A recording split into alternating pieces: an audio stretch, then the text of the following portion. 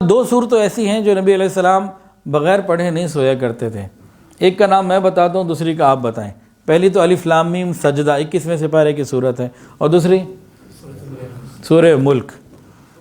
سورہ ملک کو بھئی پابندی سے پڑھیں. قبر کے عذاب سے بچانے والی ہے، قبر کے عذاب سے بچنے والی ہیں. تو یہ معمولی بات نہیں ہے قبر کے عذاب سے انسان بچ جائے. 2 رکوع ہیں، ٹوٹل 30 آیات ہیں. حدیث کے اندر آتا ہے کہ قرآن کی ایک سورت ہے جس میں 30 آیتیں ہیں. میرا دل کرتا ہے میرے ہر امتی کے سینے میں وہ ہو. اب ہاتھ کھڑا کرے نا، نبی کی اس خواہش کو ہم میں سے کون پورا کرے گا؟ مجھے تو الحمدللہ یاد ہے، میں روز پڑھتا بھی ہوں. تو جو پڑھتے ہیں وہ پوری کر رہے ہیں، جو نہیں پڑھتے یاد شروع کر دے کرنی. اس بات کو ذہن سے نکال دیں، یاد نہیں ہوگی. ایک آیت بھی روز یاد کر لے تو 30 دن میں سورہ ملک یاد ہو جائے گی. آدھی آیت روز یاد کر لے تو 60 دن میں ہو جائے گی.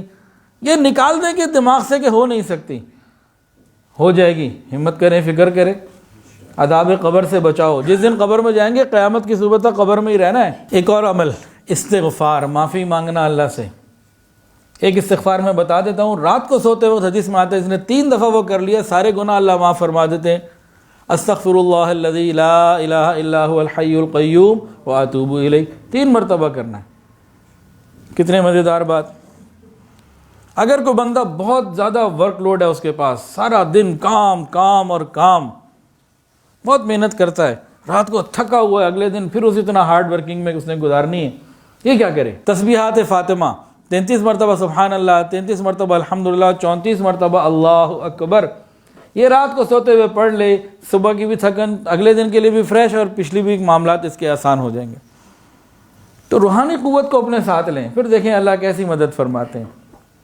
ایک عمل اور بتانے لگا ہوں جی. اس بات کی نا پہلے وہ لطیف جو نکتہ ہے نا، جو بہت گہرا پوائنٹ ہے، اس پوائنٹ کو پہلے سمجھیں، پھر اس بات کو سمجھیں، مزہ آئے گا.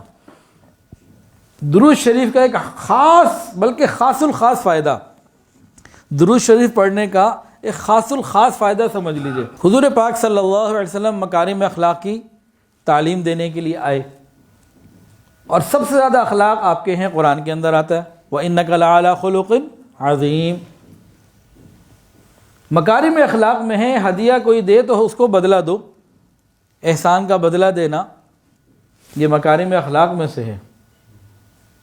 اور حضور پاک صلی اللہ علیہ وسلم کی مبارک زندگی کا مبارک عمل یہ تھا، جو بھی آپ کو کوئی ہدیہ دیتا، آپ کے ساتھ اچھا معاملہ کرتا، آپ اس کے ساتھ اس سے بھی بڑھ کر اچھا معاملہ کرتے. اگر آ گئی نہ سمجھ، اب یہ پوائنٹ بڑا قیمتی ہے. یہ ہمارے سامنے کیا آیا؟ جناب رسول اللہ صلی اللہ علیہ وسلم کی مبارک زندگی کا عمل، آپ کا کردار سامنے آیا. آج ہم کیا کریں؟ کوئی پریشانی ہو، کوئی غم ہو، ارے حضور صلی اللہ علیہ وسلم پر درود شریف بھیجنا شروع کر دیں، پڑھنا شروع کر دیں. یہ کیا ہے؟ یہ ہدیہ جا رہا ہے دربار رسالت میں، یہ آپ کا ہدیہ جا رہا ہے روضہ رسول میں. جب وہاں پہنچے گا تو ہمارے اور ہمارے والد کے نام کے ساتھ پہنچے گا. تو جب حالات بھی پیر اور جمعرات کو وہاں پیش ہوتے ہیں، درس غم کی حالت میں جب ہدیے بھی جا رہے ہوں گے، تو پھر حضور پاک صلی اللہ علیہ وسلم کی زندگی پر عادت یہ رہی. اب مکارم اخلاق میں سب سے اعلیٰ درجے کے اوپر فائد ہیں. آپ نے ہدیے کا بہتر بدلہ دیا تو ہمیں کیا ملے گا؟ انشاءاللہ ثم انشاءاللہ نبی علیہ السلام کی دعائیں ملیں گی. آقا اللہ تعالیٰ سے دعا کریں گے، اللہ میرا امتی یہ ہدیے بھیجیں، اس کی مشکل دور فرما دیں. اللہ مشکلات دور کر دیں گے. ذرا اس نیت سے پڑھیں تو صحیح. تو رات کو سوتے ہوئے درود شریف بھی پڑھ لیں. دن میں کبھی کوئی غم کی کیفیت ہو، درود پاک پڑھیں تو صحیح.